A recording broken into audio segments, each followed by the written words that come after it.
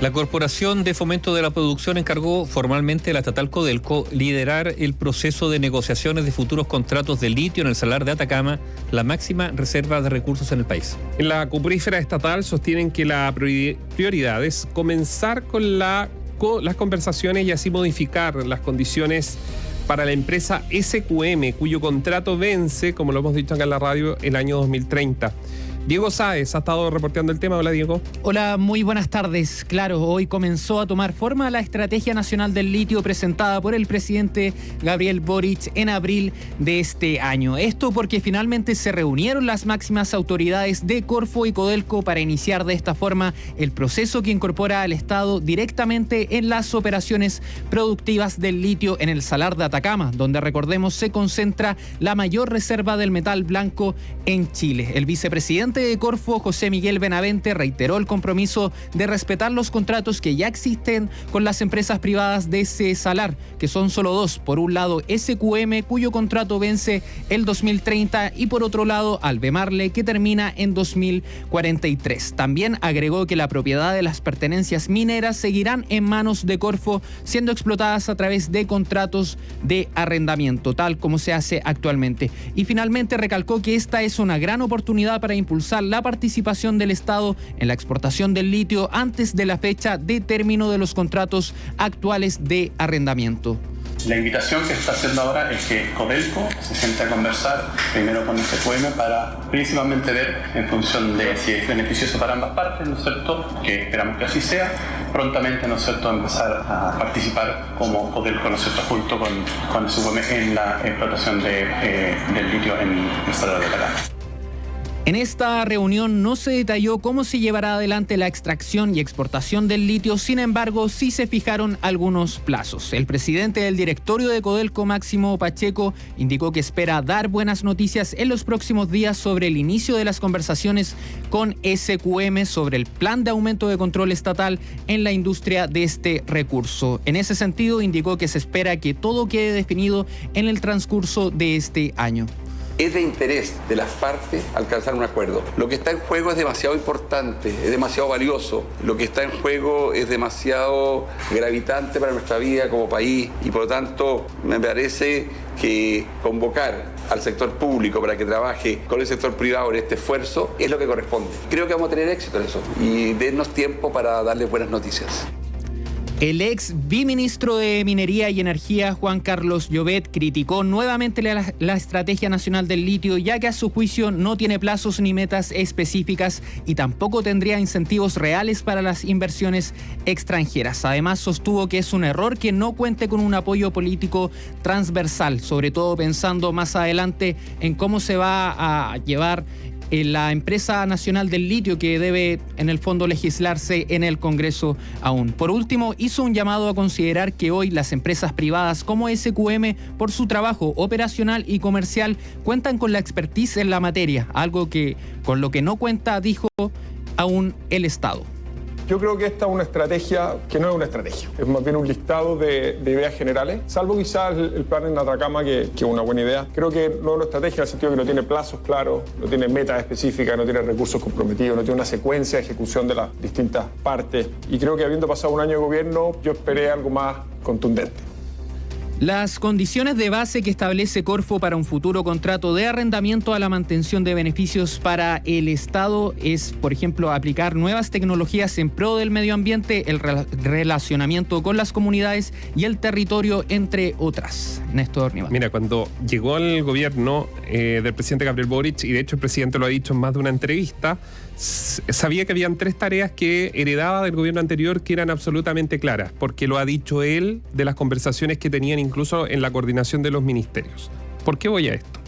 Porque ya en marzo, en las primeras declaraciones, el presidente reconocía que uno de los temas estaba la política nacional del litio, que nunca llegó en los tiempos en que se habían fijado, ¿no es cierto? Recién la conocimos el año 2023, o sea, 12 meses está bien. Construir una política nacional del litio probablemente toma, desde el punto de vista técnico, algo de tiempo, pero 12 meses para eso es una pregunta que uno puede hacerse legítima.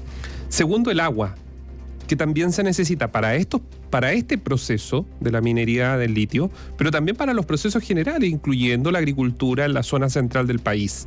reconvertir terrenos, que se olviden los parceleros de vender para construir casas y que sean altamente productivos de alimentación para el país. Esa es otra de las materias.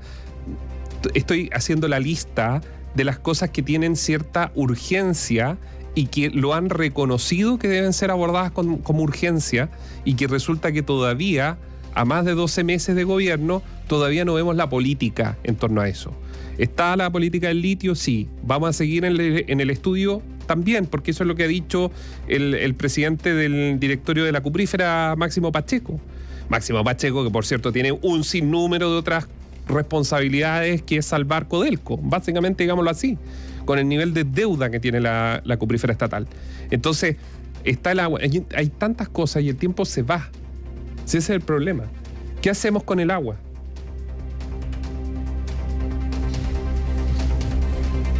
Son las urgencias, Bueno, para sí, ser un país productivo. estas son las urgencias, pero también estamos Sí, pero hay que darse tanta vuelta. estamos pagando el costo del cortoplacismo. Po. A ver, hace mucho tiempo que muchos especialistas dijeron que había que realizar inversiones en determinada infraestructura o cosas así, y que nos hicieron, porque los réditos iban a ser a largo plazo, porque probablemente son obras que su ejecución excede un periodo presidencial y por lo tanto los presidentes no cortan la cita. Hay muchos elementos, pero yo insisto, también hay una especie como de cortoplacismo que no solo de la política, también del mundo empresarial. Entonces, claro, hay tareas que uno pero aquí podría más que empresarial, definir. Nimando, pero aquí más que empresarial. No, también empresarial, Néstor. Está bien, si hay pero aquí estamos hablando de políticas. Las políticas las hace justamente que está en la administración. Las políticas de hecho, públicas, los empresarios Néstor, no tienen que meterse en esto, No, pero las porque puede ser peligroso. No, pero las políticas públicas también definen determinados marcos e incentivos. Sí, pues. Bueno, y eso es lo que están esperando para poder actuar. Bueno, pero eso también, digamos, genera un espacio, una especie de rayado de cancha también para el mundo privado. No, por eso. Bueno, pero es que ahí volvemos a lo mismo. Por eso digo, los empresarios no se tienen que meter en esto. Porque cuando se metieron, ya sabemos Corpesca y todo lo que pasó. Ahora hay que dejarlos fuera. Pero la política, entonces, si no está ese incentivo de los empresarios, porque ya esto como lo otro avanzaba tan rápido, y estas que son temas tan estructurales, tan importantes, que tienen que debatirse a nivel político y científico, probablemente en el caso del agua, ¿dónde está? Pero te pongo el ejemplo del megapuerto. A ver, los especialistas vienen hablando de la necesidad de que Chile genere un megapuerto que sea eje, digamos, del tránsito naviero en el Pacífico Sur. Eso se reconoció, incluso algunos hablan de que el cabotaje y que algunos dicen que esto es algo hasta geopolítico, estratégico, geopolíticamente. Y todos están de acuerdo que tiene que ser así, pero nadie toma la decisión. O sea, de hecho, el gobernador de Antofagasta viajó a Brasil, estaba tratando el gobernador, que estaba acá en los micrófonos de la radio, Ricardo Díaz, tratando de él, ya que claro, que ya no lo escuchan a nivel central, impulsar. El gobernador de Antofagasta viajó a Brasil, tuvo reuniones, abrir esta famosa carretera bioceánica que buscaría que Brasil salga hacia China, hacia Asia, a través de los puertos chilenos. Pero a este paso que vamos, al gobernador se le va a venir otra elección y tampoco nadie lo ha escuchado. Proyectos que, digamos, tienen una data. Yo me acuerdo de Ricardo Lago haber leído ya sobre la carretera bioceánica. Yo insisto en el cortoplacismo. Mira, cuando en el gobierno, estamos hablando de fines del siglo antepasado, se resolvió empezar a tirar la línea férrea hacia el sur, ¿no es cierto? Se hizo el viaducto del Mayeco, ahí estuvo el presidente Balmaceda y tantas obras, o el dique seco en Talcahuano. Eran obras monumentales que hoy día habrían dicho, oye, pero ¿para qué algo tan grande? Ahora no necesita tanto. Bueno, se hacía pensar, porque se pensaba no a 10 años plazo, quizás a 50, se imagina. Yo creo que eso está faltando hace mucho tiempo. Son decisiones efectivamente políticas, sí, pero una nueva generación podría... Pero la política también está inserta en la vida, o sea, en la vida de la sociedad. Es decir, la política, nuestra política es expresión de lo que somos como sociedad. Cuando dicen que los políticos, bueno, son los políticos que se eligen porque esos son expresión de lo que somos también. Y yo creo que como sociedad somos una sociedad muy cortoplacista, que no nos fijamos grandes metas a futuro y que no pensamos en las generaciones futuras. O si no, ya estaríamos preocupados de reforestar Chile, ¿o no? Por ejemplo, discurso de Elwin, nunca me voy a olvidar. Elwin recién asumió en algún momento, Patricio Elwin, por si no saben quién es Elwin. Patricio Elwin.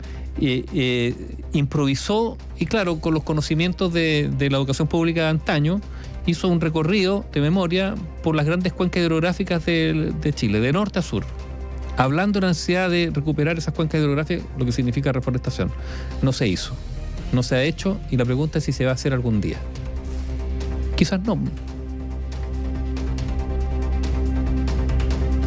Sacar el pino, voy a dar un dato, sacar el pino para volver a ser productiva esas tierras se puede. Los agrónomos que nos están escuchando lo saben, pero el nivel de trabajo y la cantidad de años hacen inviable, salvo que sea un proyecto casi personal de un buen samaritano que a través de los purines, a través de muchas otras cosas de capas orgánicas pueda volver a producir esa tierra. Es casi ya una cosa más de una cruzada. Claro, alguien que no esté buscando el beneficio inmediato. Ese es el tema, el beneficio inmediato. O sea, recuperar tierras ahí en las cercanías de Los Ángeles, de Yumbel, de Cabrero, en la parte que no es secano, por cierto, para trigo, raps, remolacha, qué sé yo, un trabajo titánico. Ya, gracias, Diego. Buenas tardes. La radio, análisis y opinión independientes.